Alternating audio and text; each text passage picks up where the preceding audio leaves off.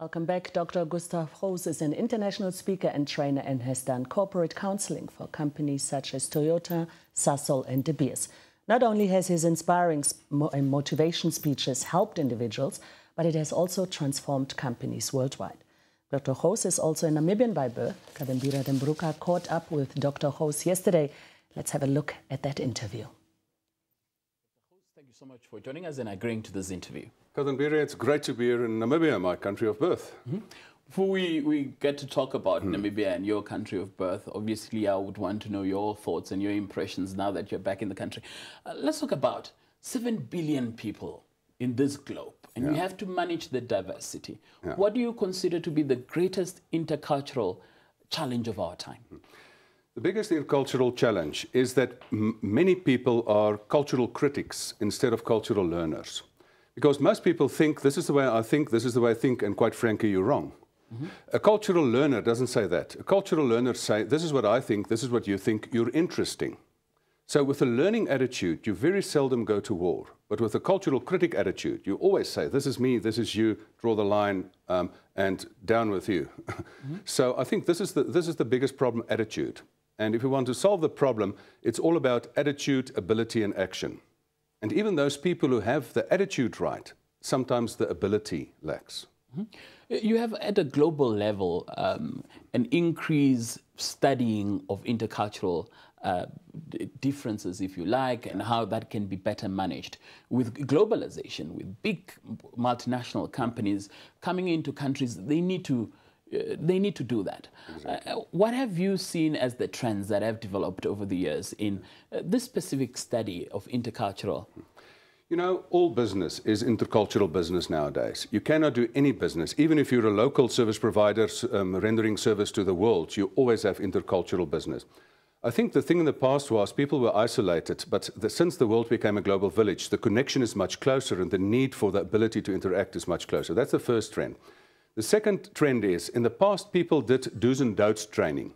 So what they did in the past is they looked at the do's and don'ts, the surface level cultural factors. How do you present a business card? In Japan, you must take a business card like this, and you must read it, and you must respect it.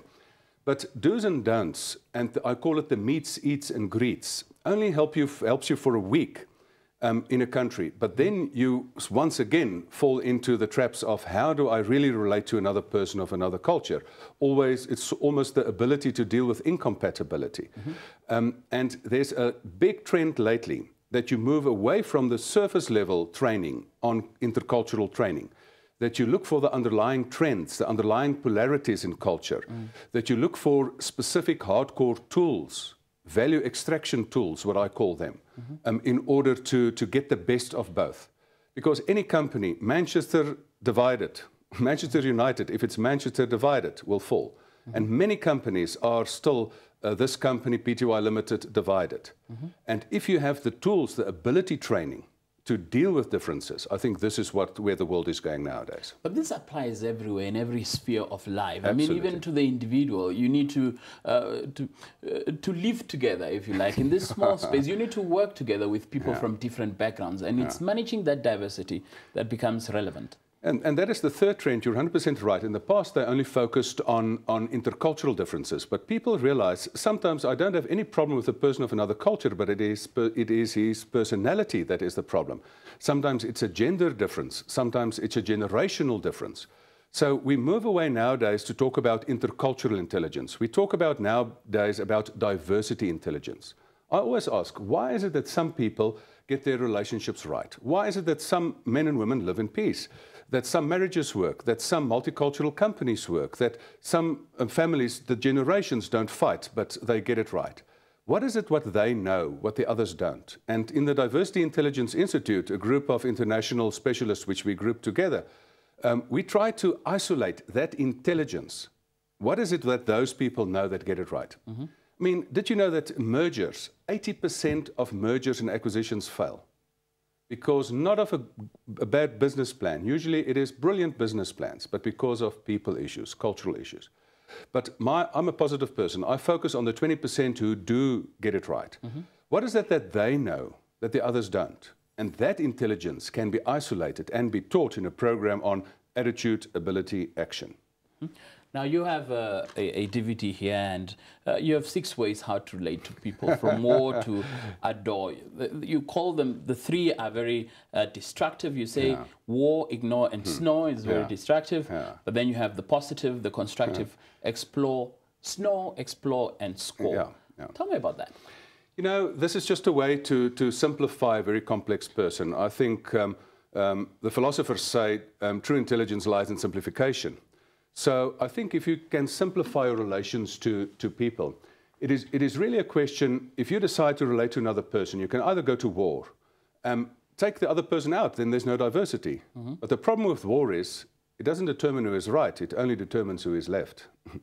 So, but then some people are not so violent. Then they go to the whole question of ignore. And this is what we as South Africans tried. I mean, apartheid obviously didn't work. It's a terrible system. So just to ignore another person, so I don't want to kill you, I just don't want to see you. You stay there, I stay here. But we know that the economy is integrated. We know that the world is integrated. You cannot ignore other people. And then some people say, okay, I'm beyond that now, but there's legislation and I must integrate but I'll do it gruntingly and dragging my feet, and that is snore. So you just abide to the basic rules and instead of getting really into it. So these are the 3 destructive ones. But then many people say, they turn from cultural critics to cultural learners. Then they very often say, no, you can't be always wrong. You must be interesting. Tell me where you're coming from. And that is explore. You try to sort of get into the culture. What is it, what they do, and where are you coming from? But sitting together is not yet winning together. And this is why the 5th level is, after explore, you need to go to score.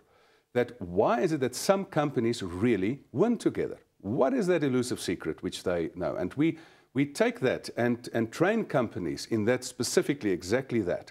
So to score together. And the last one is usually reserved for personal relationships, adore. But you know, the funny thing is, if I work with another person from a total different culture and he helps me to win, what happens then? I start to like that person because he helps me to win. And I think this is where people can also even adore each other. The Springbok rugby team who won the World Cup in 2007, I'm not going to talk about this year, the pain is too much, but let's talk about the past. They will have reunions until the end of time, until there's just one man standing, because they helped each other to win. Different personalities, different backgrounds, different cultures, but it was one team. And therefore, if you help another person to win, you start to adore each other. And you also celebrate that particular success. Exactly. Another element of your training that you train people on is life planning. Tell me about that. Big part of my work is executive coaching, standing next to successful people at the helm, inspiring them. But one of the ways is senior managers very often complain, how do I get work and life together? How do I have a life while making a living? And I developed a program where you can actually plan your whole life in one day on one piece of paper in 8 hours. It is a unique project because, you know, people take more time planning the weddings of their children. They take more time planning Christmas parties than planning their lives. I always ask, why is it that some people just get more out of 24 hours? Why is it some people at the end of their life just show so much more that they've done? This was a productive life and another life was a life wasted. Why is that some people leave a greater legacy? Some people are more effective. Some people really live their life purpose. Some people recover from difficulties. Now, these things we explore, and then we formalize it in a true life plan. Because life planning is not the only thing to do in life, but it's a very good place to start. You'll be here in Windhoek today at the Iron Bush and tomorrow as well. Tell me about the specific training that you'll be conducting in addition to this life planning. Yeah, tomorrow is going to be a full day of life planning, and people are going to take their life seriously. And my good colleague Jolene Nell is facilitating it, Namibian, at jolenec.nell@gmail.com, Nell with a double L.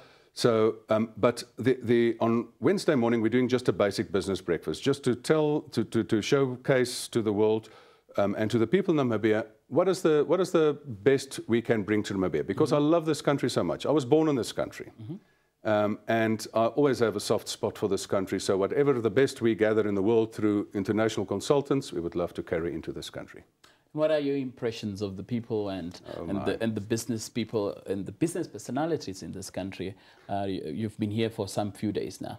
Yeah, and I've returned almost once a year in the past few years. I think the most important aspect is that I must admit, the Namibians are a bit ahead of the South Africans. I think you have a longer tradition of living with each other. I think you're fighting together against the real enemy, which is poverty and which is drought, which is lack of water. And therefore it brings unity between you. I think we in South Africa, we're a bit itchy with each other still. And I think we can learn from Namibians. So I get a very positive vibe if I get into Namibia. I also know the other thing is, the one thing is I always want to inspire Namibians not to think small, because sometimes you think you're a small country, but you can be a small country and make a huge impact in the world. And this is the one message I want to give to Namibians, that although you're small, don't underestimate yourself. Go out into the world and bring what you can to the world, and you surely will make an impact and do good business. Dr. Gous, thank you so much for joining us this morning. It was an absolute privilege. Thank you so much. Brilliant interview, lots of